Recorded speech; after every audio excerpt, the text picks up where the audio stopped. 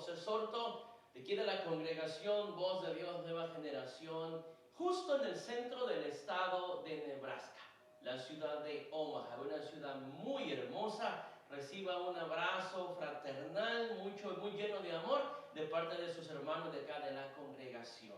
Abra su Biblia en la segunda carta de Tesalonicenses, capítulo 2, verso 1 en adelante. Segunda carta de Tesalonicenses, capítulo 2, del 1 en adelante. Dice de esta manera: pero con respecto a la venida de nuestro Señor Jesucristo y nuestra reunión con Él, os rogamos, hermanos, que no os dejéis mover fácilmente de vuestro modo de pensar, ni os conturbéis ni por espíritu, ni por palabra, ni por carta, como si fuera nuestra, en el sentido de que el día del Señor está cerca. Nadie os engañe en ninguna manera, porque no vendrá sin que antes venga la apostasía, ojo a esto, y se manifieste el hombre de pecado, el hijo de perdición. Verso 4: el cual se opone y se levanta contra todo lo que se llama Dios o es objeto de culto, tanto que se sienta en el templo de Dios como Dios, haciéndose pasar por Dios. Cierre sus ojos ahí donde usted está. Padre, te damos las gracias por esta palabra. Habla, Señor, a nuestras vidas, a nuestros corazones. Quita la venda de nuestros ojos y enséñanos, Dios, el tiempo en el cual estamos en este momento. En el nombre poderoso de Jesús. Amén, Señor, y amén. Como esto es una serie, esto es solo el inicio, esto es solo la entrada de lo que vamos a ver todos estos días futuros que vienen en este mes. Para que usted se conecte conmigo, para que entremos bien en el tema, yo quiero presentarle hoy, en esta hora, a un arzobispo irlandés, un hombre que es conocido como San Malaquías en la religión universal. Este hombre cuenta la historia que poseía algunos dones proféticos, escribió algunos libros, y uno de los libros más famosos que él escribió fue La profecía de los papas. Curiosamente, en este libro, él escribió y profetizó que la Iglesia Universal tendría un total de 112 papas. Lo curioso es que dio los nombres, ha dado los números, y aunque usted no lo crea, no vamos a juzgar, no vamos a meternos tan a profundidad con el hombre, pero le ha acertado. Y presta atención con lo que vamos a ver ahora. Él dijo que el Papa 110, solo vamos a ver 3 papas, no vamos a ver los 112. Pero él dijo que el Papa 110 se iba a llamar del Sol Laborioso. Yo sé que usted se está preguntando, ¿y quién es el Sol Laborioso? El Papa 110, llamado Juan Pablo II, que usted lo ha conocido perfectamente bien. El Papa Juan Pablo II realizó muchos viajes en todo el globo terráqueo y estuvo visitando países en toda su carrera papal. Por eso él recibió también ese nombre del Papa Viajero. Usted conoce que se le llamaban del Papa Viajero, un hombre que trabajaba mucho. Lo curioso de Juan Pablo II es que nació un día de eclipse de sol. Como dijo Malaquías que se llamaría el Papa 110, dijo que se llamaría del Sol Laborioso. Juan Pablo II fue un hombre que trabajó a todo vapor, un hombre que elaboró, trabajó fuerte en la Iglesia Católica, pero nació un día de eclipse de sol. Si relacionamos el labor que él hizo con el día que él nació, lo que sucedió, podríamos relacionar y llegamos al punto en que él se llamaba entonces del Sol Laborioso, para que usted vea que acertó Malaquías.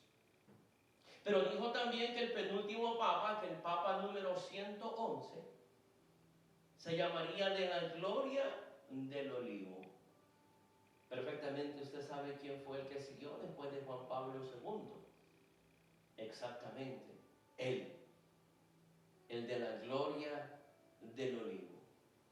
Benedicto XVI nació un sábado de gloria, y por otro lado, él pertenecía a la orden benedictina. Y la orden benedictina recibía el apelativo de la olivetana, que ¿Qué día le dije que nació Benedicto XVI? Nació un sábado de gloria y pertenecía a la orden olivetana, de la gloria del olivo. Papa 111, ¿eh? Yo creo que hasta aquí estamos bien. Hasta aquí Malaquías no ha fallado. Pero mire, dijo que el último papa de la iglesia se llamaría Pedro el Romano. Y entonces ahí nos encontramos con un punto que sabemos de que como que no cuadra. Pero yo le voy a leer textualmente lo que él dijo. Dijo así de esta manera: durante la persecución final de la iglesia en Roma, reinará Pedro el Romano, quien alimentará a su rebaño entre muchas tribulaciones, tras lo cual la ciudad de las 7 colinas será destruida y el juez terrible juzgará al pueblo. La pregunta es, ¿será que el Papa Francisco es Pedro el Romano? ¿Será que el Papa Francisco es el último papa de la historia? Fíjese que hay algo que también yo quiero que a usted le llame la atención, quiero despertar la curiosidad en usted. Fíjese que todos los papas, y se lo voy a poner aquí en la pantalla, todos los papas, cuando son nombrados papas, ellos adquieren un anillo, y ese anillo se convierte en un sello legal. Cuando Benedicto XVI fue nombrado papa, él adquirió un anillo, mandó a hacer un anillo, y él escribió a su alrededor su nombre, el nombre que él adoptó, Benedicto XVI. Así es que todo documento que este papa firmaba o este papa sellaba con el nombre de Benedicto XVI, aunque todos sabemos que él no se llama así. Pero fíjese que el Papa Francisco, curiosamente, escogió un anillo, el cual no tiene nombre, tampoco tiene la imagen de San Francisco, pero sí tiene la imagen de, ¿cómo le dije que se iba a llamar el Papa 112? Que se iba a llamar Pedro el Romano. Si no se lo dije, ya se lo dije.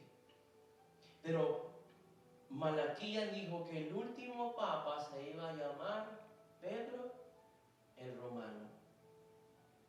Curiosamente, el Papa Francisco, usted lo puede buscar por internet, adquirió un anillo y mandó a hacer la imagen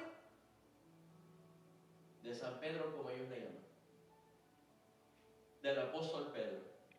Quiere decir que toda la documentación que se escribe y se hace ley o se manda a otras arquidiócesis, qué sé yo, cómo trabaja internamente, pero todo documento que se hace ahí en el Vaticano lleva el sello de eso, de Pedro el Romano.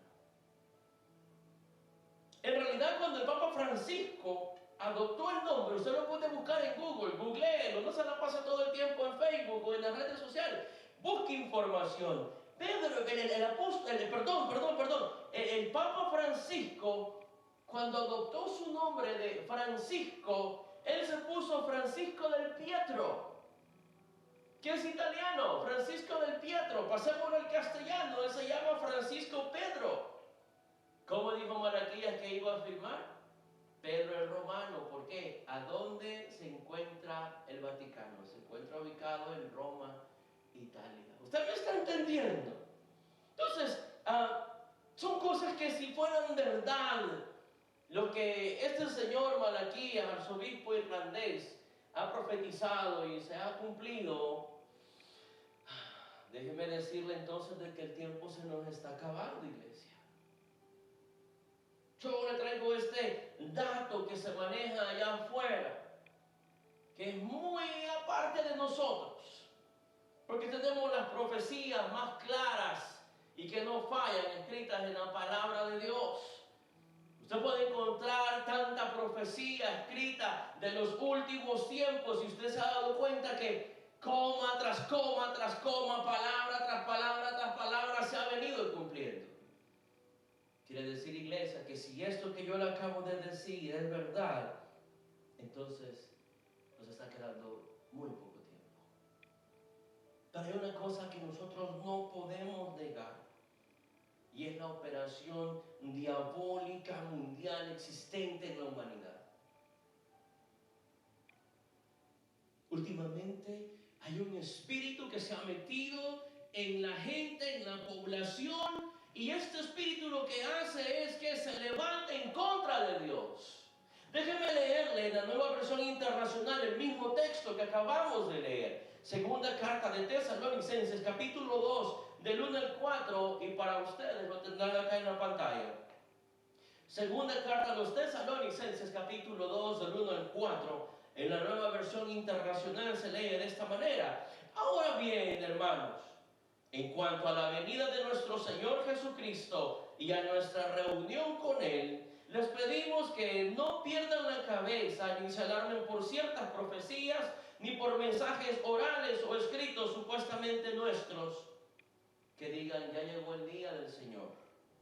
No se dejen engañar de ninguna manera, porque primero tiene que llegar la rebelión contra Dios. Ojo con esto, antes que Cristo venga, tiene que venir una rebelión en el corazón del ser humano contra Dios, contra todo lo que es de Dios.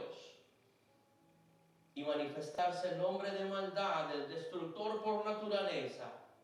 Verso 4 dice, este se opone y se levanta contra todo lo que lleva el nombre de Dios o es objeto de adoración, hasta el punto de adueñarse del templo de Dios y pretender ser Dios.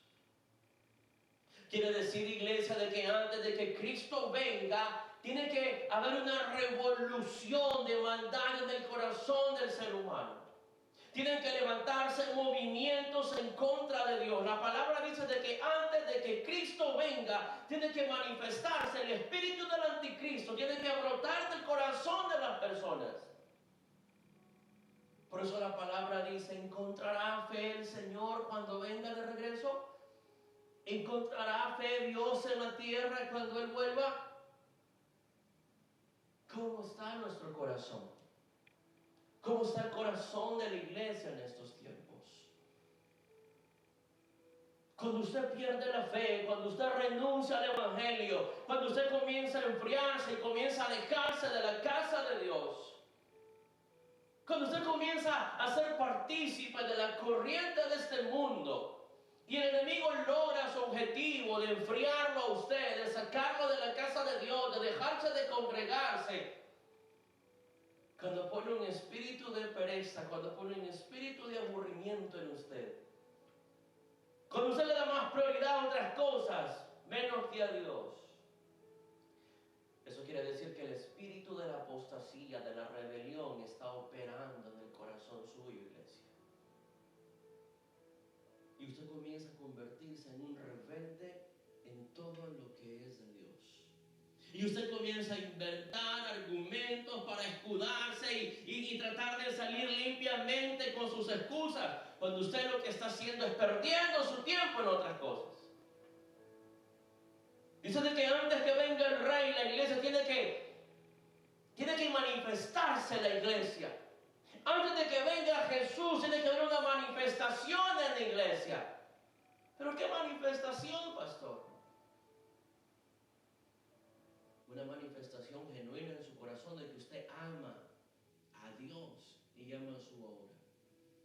Y la otra de lo que estamos hablando es que una maldad tiene que brotar del corazón hipócrita de muchos que están aquí sentados, que están en otras iglesias sentados, o que simplemente ya solo nos están viendo a través de la pantalla. Se escucha fuerte, iglesia, pero hay algo que se llama apostasía. ¿Y qué es apostasía? Déjeme leerlo. Apostasía es rechazo al cristianismo por parte de una persona que fue cristiana. Eso es apostasía, el rechazo a la obra de Dios cuando tú alguna vez fuiste cristiano. Uno de sus sinónimos, o varios sinónimos que he traído para ti, es salida del cristianismo, rebelión en tu corazón, rechazo a toda su obra. Y es más, La apostasía muchas veces te lleva a creer falsas enseñanzas. Perdóneme lo que yo le voy a decir, pero antes, cuando la iglesia o cuando usted no era cristiano y no asistía a la iglesia, usted visitaba a los brujos, a los agoreros, a los hechiceros. Mucha gente iba a que le leyeran las cartas. Le gustaba saber el futuro. Lastimosamente, dentro de la congregación se ha levantado un espíritu profético, entre comillas, a donde el evangelista que el pastor invita ya no solo es evangelista, sino que también es profeta. Y a la gente le encanta que le digan qué es lo que le va a pasar en el futuro. Entonces la iglesia, que dice, antes cuando estaba lejos de Dios practicaba esas cosas. Ahora que vengo a la casa de Dios y conozco la verdad, me doy cuenta que eso es prohibido. Pero ahora que estoy yo aquí en la casa de Dios y el pastor o los diferentes pastores traen a estos evangelistas que profetizan cosas bonitas, me doy cuenta ahora que de este lado no es prohibido. Entonces es cuando la iglesia se llena, porque viene el evangelista fulano de tal y trae una palabra profética para ti. Cuando nosotros sabemos de que la profecía que no falla, la profecía que se ha venido cumpliendo, está en ese libro que usted tiene en la mano, que es la palabra de Dios escrita. Miren lo que dice el libro de Deuteronomio: si tú pusieres por obra todo lo que yo te enseño, entonces yo te voy a bendecir. Y comienza una serie de bendición para usted que pone en práctica la palabra de Dios. Usted no necesita venir donde el profeta para que le diga: oh, yo veo que Dios te entrega unas llaves y hay una casa para ti. Y la gente comienza a brincar, a saltar y a hacer un montón de cosas, cuando hay gente incluso que ni casada está. Gente que vive en adulterio, en fornicación. Yo a veces me pregunto, ¿cómo es posible que el invitado, el ministro que viene a la casa, tiene la osadía de soltar ese tipo de palabra, cuando quien se la está dando es una persona que no está caminando en rectitud delante de Dios? Y todo eso es parte de lo que es la apostasía, caer en falsas enseñanzas y herejías. Porque a la gente le encanta que le pinten la vida de colores hermosos, bonitos, y que se les predique que todo está chévere, que todo está lindo, que todo está divino, que no te va a pasar nada. Y cuando se te predica la verdad, la gente se enoja y abandona las sillas de la casa de Dios. Quiere decir entonces que hay un espíritu de rebelión contra todo lo que es de Dios. Una persona apóstata es una persona que estuvo un tiempo sentado aquí, sentado en la iglesia que nos está viendo, a la par tuya, y que un día se fue de la casa de Dios y se fue hablando en mal de la obra. ¿Tú conoces gente así? ¿Tú conoces gente que se va de la casa de Dios y cuando se fue del lugar al cual sirvió, se le abrazó, se le sirvió, se le proveyó, se va con una gran lengua hablando en mal de ti, del pastor y de la casa de Dios?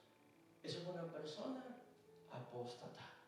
¿Y sabe qué es lo terrible? Que una persona apóstata comienza a decir, mire, los síntomas de una persona apóstata, los síntomas son aquellos que te dicen: pero ¿para qué vamos a cumplir la ley de Dios? Si ya no vivimos bajo la ley de Dios. ¿Cuándo? ¿A dónde? Dice la palabra que Jesús vino a quitar la ley. La palabra, Jesús dice en su palabra que Él vino ¿a qué? A cumplirla. Jesús vino a cumplir la palabra, a cumplir la ley. Y siempre se lo voy a repetir a usted. Vivimos en el tiempo de la gracia, pero la gracia siempre ha existido. Encontramos gracia cuando Adán y Eva pecaron. El mismo Dios mató unos animalitos y los vistió. Encontramos la gracia en Noé. La gente no se quiso arrepentir, pero Dios salvó una familia. Encontramos la gracia en todas partes de la Biblia, de la Torá. Encontramos la gracia del Antiguo Testamento como en el Nuevo. Yo no sé de dónde la iglesia sacan entonces de que ya no estamos bajo la ley y que ahora somos libres de hacer y de deshacer. No es así. Esos son los síntomas de una persona apóstata que no tiene respeto y ni mucho menos le tiene temor a Dios. Por eso encontramos en las iglesias que los hermanitos llevan 10 años y en algunas ocasiones hasta son servidores de las congregaciones, pero entre sí ellos no están ni casados. Oye, qué cuadrado es el pastor. No, yo te estoy diciendo la verdad. Porque es un espíritu, es algo que cuando se te dice la verdad hay un rechazo. Y tú siempre quieres hacer lo que te da tu regalada gana. Dios tiene que aceptar lo que tú dices. Pero a ti se te hace difícil aceptar lo que Dios ha dejado escrito.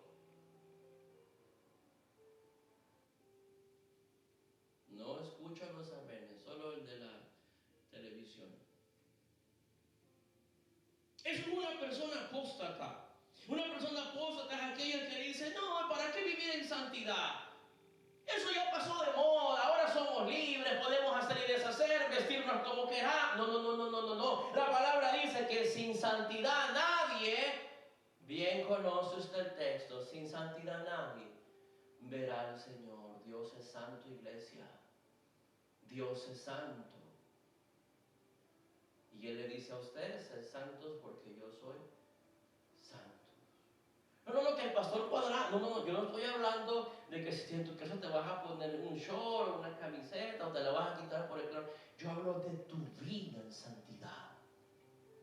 Yo hablo de esos momentos cuando tú estás solo, cuando nadie te ve, cuando nadie te mira. ¿A quién le texteas? ¿A quién le mandas fotos semidesnuda? ¿A quién cortejas si tú tienes esposa? ¿Qué tipo de página miras? ¿Miras pornografía? ¿Sigues practicando la bebidita, el cigarrito escondidas? ¿Sigues juntándote escondidas con aquellas amistades que en realidad no son tus amistades, sino que son enviados del diablo para tenerte bien hundido? Yo hablo de eso. Sin santidad nadie verá al Señor. ¿Qué es lo que tú haces cuando estás a solas, a escondidas, donde nadie te ve?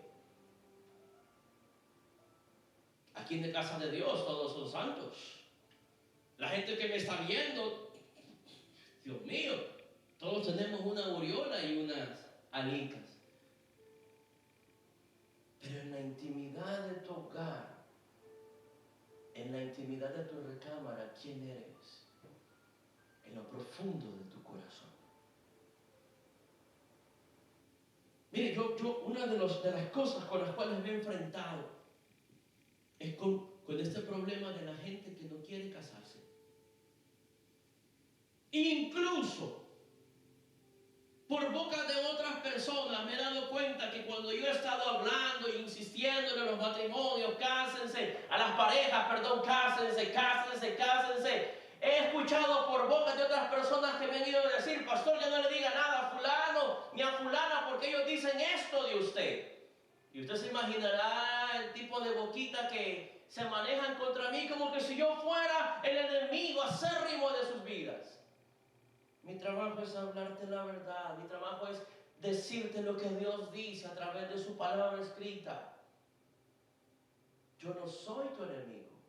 Lo único que deseo es que tú vivas en paz con Dios. Y si la trompeta sonase hoy, o dejases de existir hoy, tú puedas estar gozándote de la presencia de Dios. Pero ¿qué pasa con la gente que se convierte en apóstata? Dice la palabra de Dios de que entonces se sumarán a la corriente de este mundo. ¿Y cómo son las personas de este mundo? Yo quiero que usted lo vea a través de la segunda carta de Timoteo, capítulo 3, del 1 al 4. Segunda carta de Timoteo, capítulo 3, del 1 al 4. Para ustedes les va a aparecer en la pantalla. Dice de esta manera: también debe de saber esto, que en los postreros días vendrán tiempos peligrosos, porque habrá hombres amadores de sí mismos. Yo sé que usted ya está pensando en quién. avaros, vanagloriosos, soberbios, blasfemos, desobedientes a los padres, ingratos, impíos, sin afecto natural, implacables, calumniadores, mentirosos, intemperantes, que por todos se enojan, los saludan, se enojan, no los saludan, se enojan, crueles, aborrecedores de lo bueno, traidores. Mire, una persona apóstata es aquel que traiciona al Señor y traiciona la casa del Señor. En mi carrera ministerial he recibido muchas puñaladas, pero la que nunca se me olvida es la que un grupito de una congregación me hizo. ¿Los culpo? No. Tampoco me siento mal. Pero sí compruebo los tiempos en los cuales estamos viviendo. Gente traidora, impetuosos, infatuados, amadores de los deleites más que de Dios. Hermano, hace como 3 meses que no lo veo en la iglesia, vamos este domingo. Bien, hermano, que estoy trabajando. Y trabajo los 7 días, varón de Dios, no me queda tiempo, pero en mi casa yo estoy orándole a Dios. Porque para poner excusas somos buenos. Pero la gente es amante de sí mismo. Mucha gente que me está viendo se encuentran en problemas cuando se les habla de los diezmos y las ofrendas. Ah, ya va el pastor a pedir, ya va el pastor a robar. No, mire, le voy a ser sincero. Hay gente que no da y que trabaja los 7 días de la semana. Hay gente que tiene negocio. Hay gente que está metida en las cosas de Dios y tiene negocio y no da. Estamos viviendo los últimos tiempos. Miren lo que dice, que tendrán apariencia de piedad, pero negarán la eficacia de ella. A estos evita. La apostasía de muchos cristianos les hará convertirse en personas rebeldes. La apostasía de muchos cristianos les hará convertirse en personas rebeldes. Y la sociedad de hoy en día se opone a todo lo que es de Dios. Es más, la gente se opone al Dios mismo. En la actualidad, toda la sociedad se opone a las cosas de Dios. Hay una rebelión en la sociedad. Mira, segunda carta de Tesalonicenses, capítulo 2, verso 4, dice: el cual se opone y se levanta contra todo lo que se llama Dios o es objeto de culto. Este espíritu lo que va a hacer es de que va a levantar en usted ese deseo de oponerse a todas las cosas de Dios.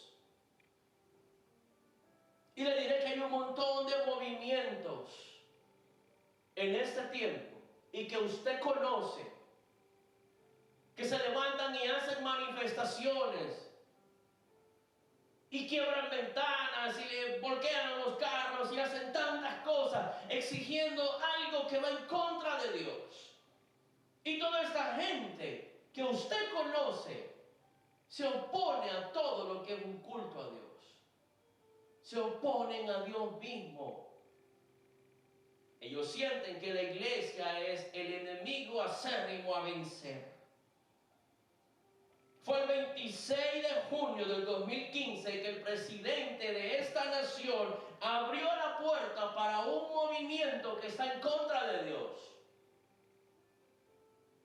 permitiendo cosas aberrantes que están escritas en la palabra de Dios, que Dios aborrece. Y usted sabe de qué movimiento yo estoy hablando.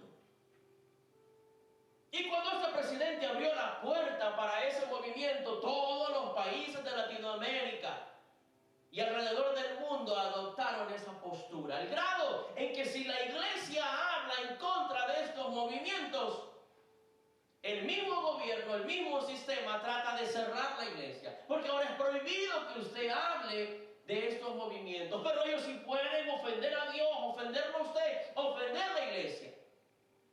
Y hay mucha gente que se dice ser cristiano o cristiana, que apoyan estos movimientos. ¿Sabe qué fue lo que hizo Dios para sacar la naturaleza del hombre a flote? ¿Qué es lo que hay en el corazón del hombre? Al inicio de este año se propagó un virus que usted lo conoce, llamado el COVID-19. Y acá en la imagen yo le he traído una iglesia que usted conoce, que es muy grande, llena de personas. Personas que le dicen cuando están en grupo: diablo cochino, te tenemos en la planta de nuestros pies, tú no vas a poder con nosotros. Pero aparece un virus y mire la foto. La iglesia está vacía. ¿Y qué hicieron los gobiernos del mundo? Comenzar a prohibir que la iglesia se cerrara. Iglesia, hemos llegado a un punto a donde ahora el hombre decide cuándo abrir la iglesia y cuándo cerrarla. Hemos llegado a un punto a donde usted que grita: diablo cochino, te tengo bajo la planta de mis pies. Usted que me está viendo es el mismo que se encerró en su casa. Yo no estoy diciendo que el virus no existe. Yo no estoy diciendo que el virus no es mortal. Sí es mortal. Pero un virus vino a poner a prueba nuestra fe.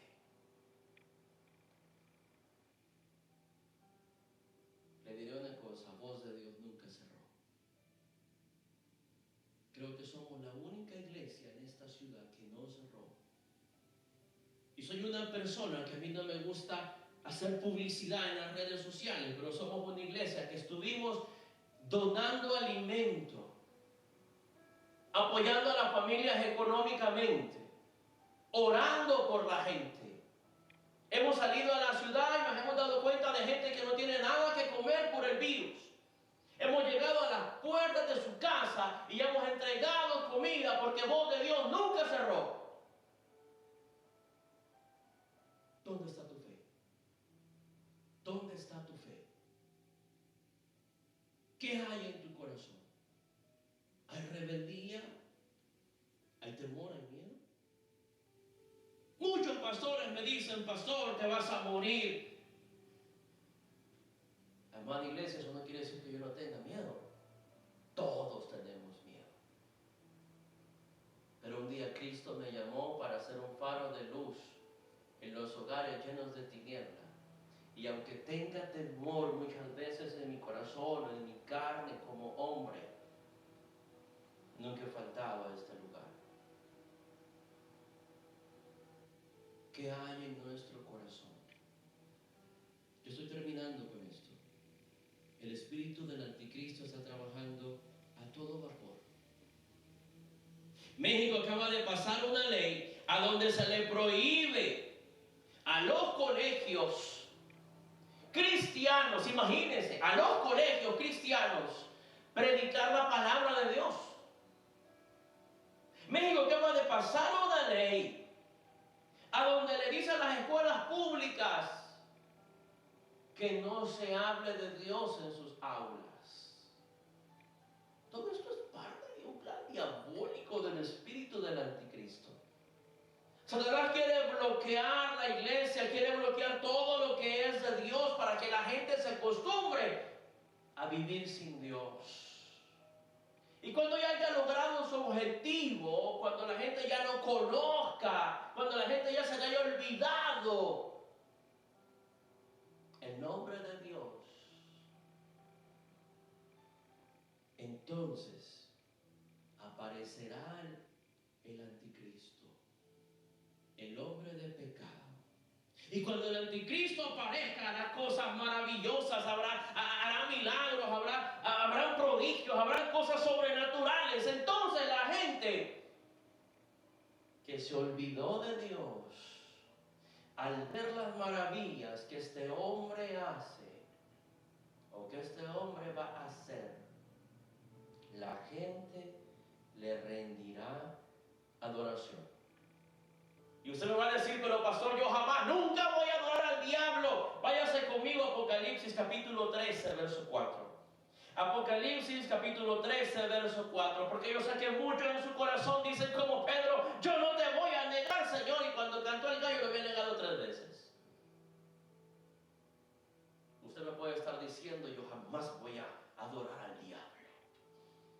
Apocalipsis capítulo 13, verso 4 dice, y adoraron al dragón que había dado autoridad a la bestia. Oiga esto. Y adoraron a la bestia, diciendo, ¿quién como la bestia? ¿Y quién podrá luchar contra ella? La palabra de Dios dice que entonces toda esta gente con ese corazón lleno de rebelión, la misma iglesia con un corazón lleno de apostasía, olvidados de Dios, haciendo lo que les viene en gana, dice la palabra de Dios que esta masa de gente correrá a los pies del anticristo y dirán, ¿quién como la bestia? ¿Y quién podrá luchar contra ella? Eso es lo único que falta, iglesia. Estamos en los tiempos finales. Estamos a punto de que el Señor aparezca en las nubes por su amada esposa, por usted, por ti que me estás viendo. Yo quiero cerrar con esto. Yo quiero decirte a ti que me estás viendo. Si Dios ha hablado a tu corazón, te pediría, de favor, te suplicaría que hoy, en esta hora, arregles tu vida con Dios. Que hagas las paces con el Eterno. Que reconozcas tu condición de pecado, aunque es difícil. Porque yo sé que hay mucha gente que me está viendo que dice, no, pero yo estoy bien con Dios. No le hago mal a nadie. Pero tú sabes en tu corazón que hay algo que te dice, arrepiéntete. Yo quiero que todos se pongan de pie y vamos a hacer una oración. Cierra tus ojos y vamos a orar. Ahí donde estás, enfrente de tu pantalla, Padre, en esta hora, Señor, reconozco mi condición de pecador. Padre, yo acepto, Señor, que hay un espíritu dentro de mí que me obliga a hacer cosas que yo no quiero. Un espíritu que me ha hecho que yo me ponga frío en tus cosas, Dios. Un espíritu que ha llenado de sequedad mi corazón y que me ha amarrado mis pies y no me permite que me congregue ni que busque tu presencia, ni mucho menos que abra tu palabra. Recuerdo, Señor, aquellos tiempos en los cuales te adoraba, te cantaba, danzaba, levantaba mis manos, y todos esos tiempos se han ido de mi alma. Yo quiero hacer las paces contigo. Levante su mano ahí donde está y diga, Señor, yo quiero hacer las paces contigo. Yo sé, Señor, que tu venida se aproxima, tu venida está cerca. No me quiero quedar, Señor, yo quiero estar gozando de tu presencia. Y si usted nunca ha tenido la oportunidad de recibir al Señor en su corazón, yo le pido que cierre sus ojos y repita esta oración conmigo. Señor Jesús, yo reconozco, Señor, que soy pecador. Y en esta hora te pido perdón. Yo valoro el sacrificio en el cruz del Calvario. Yo me arrepiento, Señor, de todos mis pecados y te recibo como mi Dios, como mi único y suficiente Salvador personal. Yo creo, Señor, que tú eres Dios y que moriste en la cruz por mis pecados. Padre, escribe mi nombre en el libro de la vida. Y si la trompeta sonase hoy, yo me quiero ir contigo, Señor. En el nombre poderoso de Jesús. Amén.